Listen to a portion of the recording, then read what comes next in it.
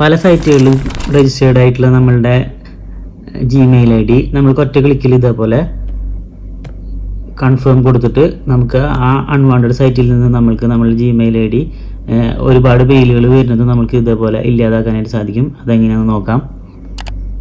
അതിനായിട്ട് നമ്മൾ Gmail open ആക്കിയതിന് ശേഷം ഇവിടെ നമ്മളുടെ മെനുവിലേക്ക് പോവുക. ഇതിൽ നമ്മളുടെ മാനേജ് ഗൂഗിൾ അക്കൗണ്ട് എന്നുള്ളത് ക്ലിക്ക് ചെയ്യുക. അപ്പോൾ ഇവിടെ റൈറ്റ് സൈഡിലായിട്ട് സെക്യൂരിറ്റി എന്ന് പറഞ്ഞ ഓപ്ഷൻ കാണാനായിട്ട് സാധിക്കും. അത് ക്ലിക്ക് ചെയ്യുക. അത് ക്ലിക്ക് ചെയ്തിട്ട് ഇതേപോലെ താഴത്തേക്ക് ഇതേപോലെ സ്ക്രോൾ ചെയ്യുമ്പോൾ connection to third party app service എന്നുള്ളത് കാണാൻ സാധിക്കും. അതിൻ്റെ താഴെ സി ഓൾ കണക്ഷൻസ് എന്നുള്ളത് കാണാനായിട്ട് സാധിക്കും. ഇതാണ് നമ്മളുടെ തേർഡ് പാർട്ടി ആപ്ലിക്കേഷൻസ് ആയിട്ടുള്ള നമ്മളുടെ ജിമെയിൽ ഐ ഡി ലിങ്ക് ആയിട്ടുള്ള എല്ലാ സൈറ്റിൻ്റെയും ആപ്ലിക്കേഷൻ്റെയും ലിസ്റ്റ് ഇങ്ങനെ വരും. അപ്പം ഞാൻ ഇതിലൊക്കെ രജിസ്റ്റേർഡ് ആണ്. ഇതിൽ നിന്ന് നമ്മൾക്ക് അൺരജിസ്റ്റേർഡ് ചെയ്യാനായിട്ട് ഏതാണോ നമ്മൾക്ക് അൺരജിസ്റ്റേർഡ് ചെയ്യേണ്ടത് അതിൽ ക്ലിക്ക് ചെയ്യാം.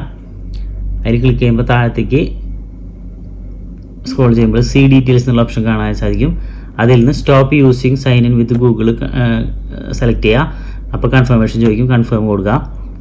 അപ്പോൾ കൺഫേം കൊടുക്കുമ്പോൾ നമ്മൾ അതിൽ നിന്ന് ആ സൈറ്റിൽ നിന്നോ അല്ലെങ്കിൽ ആ തേർഡ് പാർട്ടി ആപ്പിൽ നിന്നോ നമ്മളുടെ ജിമെയിൽ ഐ ഡി ഇല്ലാതെയായിട്ടുണ്ടാവും. അതേപോലെ ഓരോന്ന് ഫസ്റ്റത്തെ തേർഡ് പാർട്ടി ആപ്പിൽ നിന്ന് എൻ്റെ ജിമെയിൽ ഐ ഡി ഇല്ലാതെയായി. അതേപോലെ അടുത്തത് സെലക്ട് ചെയ്യുക. നമുക്ക് വേണ്ടാത്തതൊക്കെ ഇതേപോലെ സി ഡീറ്റെയിൽസ് എടുത്തിട്ട് ഓരോന്നും stop using with Google confirm കൊടുക്കുക.